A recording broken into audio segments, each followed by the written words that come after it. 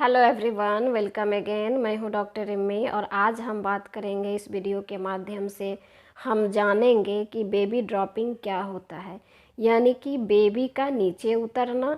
इसे हम नॉर्मल भाषा में बोलते हैं बेबी का नीचे आना। तो चलिए हम इसके बारे में आज सीखते हैं। प्रेगनेंसी के टाइम में जो बेबी का हेड पेल्विक कैविटी के ऊपर रहता है, वो अब पेल्विक कैविटी में बेबी का हेड पेल्विक केज में अंदर आ गया है और यही डिलीवरी का संकेत होता है कि डिलीवरी का पैसेज रेडी होने लगा है, यानी कि आपका शरीर प्रसव के लिए तैयार हो रहा है। आइए अब हम जानेंगे बेबी ड्रॉपिंग यानी कि बेबी का नीचे आना कब शुरू होता है। वैसे तो देखा गया है कि 8.5 महीना जब आपका प्रेगनेंसी का लग जाता है तो बेबी का हेड नीचे आना शुरू हो जाता है। लेकिन अगर आपका पहला प्रेगनेंसी है तो ये समय अलग होगा, दूसरा या तीसरा प्रेगनेंसी है तो ये समय अलग रहेगा। अगर इसको सप्ताह वाइज देखा जाए तो यह 36 से 37 सप्ताह के बीच में बेबी का हेड ड्रॉपिंग होता है, यानी कि बच्चे का सर नीचे आता है। वास्तव में देखा गया है कि पहला प्रेगनेंसी में बेबी का सर नीचे आना पहले होता है। 80% महिलाओं में ऐसा होता है।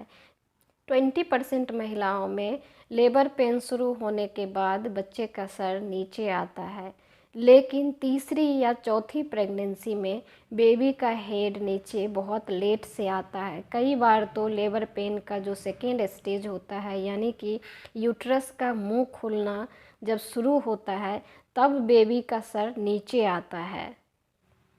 इसका सबसे पहला सिम्टम्स है कि जब हम सांस लेते हैं तो सांस लेने में आसानी हो जाता है। जब बेबी फुल टर्म का रहता है तो बेबी के बढ़े वेट के वजह से प्रेगनेंसी में सांस लेने में तकलीफ़ होता है, क्योंकि बढ़े वेट के कारण आपके लंग्स पे प्रेशर पड़ता है, जिस वजह से आप सांस नहीं ले पाती हैं। और जब बेबी का हेड नीचे डाउन हो जाता है, यानी कि बेबी का हेड नीचे आ जाता है, तो वो प्रेशर लंग्स पे नहीं पड़ता है, जिसके वजह से आपको सांस लेने में आसानी हो जाती है। अब हम बात करेंगे दूसरे सिम्टम्स के बारे में। जब बेबी नीचे उतरता है तो बेबी के सर का प्रेशर बच्चेदानी का मुंह जो होता है उस पे प्रेशर पड़ता है, जिसमें बच्चेदानी के मुंह में म्यूकस का एक प्लग लगा हुआ होता है, जो धीरे धीरे प्लग खुलने लगता है और प्लग जो होता है वो डिस्चार्ज के रूप में बाहर आ जाता है। तब आपको कभी उजला या कभी रेड डिस्चार्ज हो सकता है। अब हम बात करेंगे तीसरे सिम्टम्स के बारे में। नीचे वाले हिस्से यानी कि पेल्विक एरिया में प्रेशर बहुत ज़्यादा रहता है।